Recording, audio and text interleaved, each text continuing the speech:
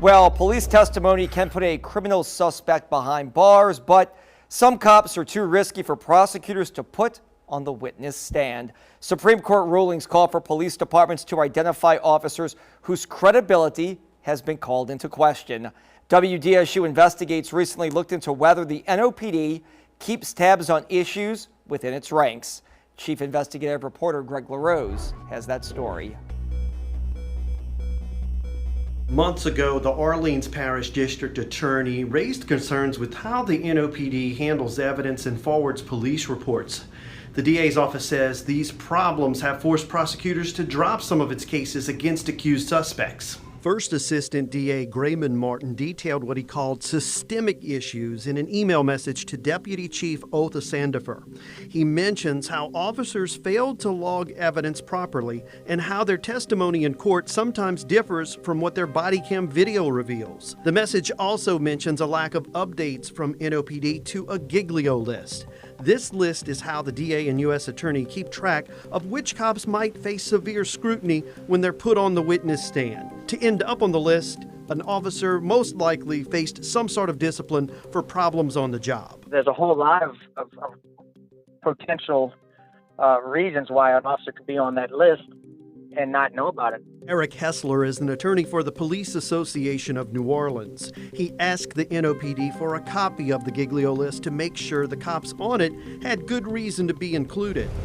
One of our concerns is that the department might be putting officers on that list without good cause. Hessler was told there currently wasn't an approved list. WDSU also asked for a copy of the Giglio list. The NOPD told us there were no such records available and that the mention of one in the message from the DA's office was, quote, a misunderstanding. I would venture to say half the police department probably doesn't even know such a list is supposed to exist.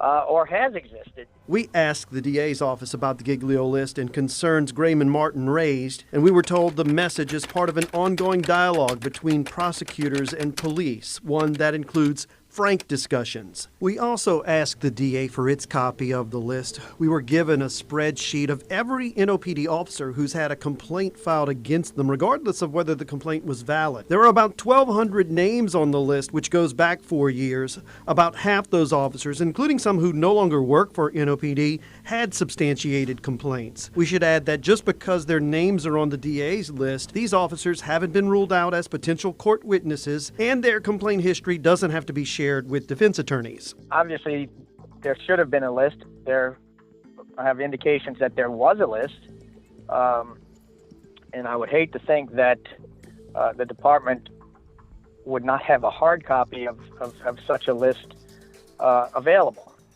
It just doesn't make a whole lot of sense.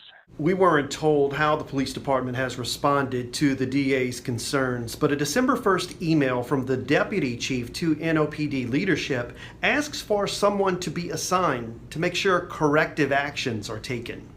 For WDSU Investigates, I'm Greg LaRose. An NOPD spokesperson says less than 1% of the cases police forwarded to the DA's office in 2020 have been rejected for reasons involving a police officer.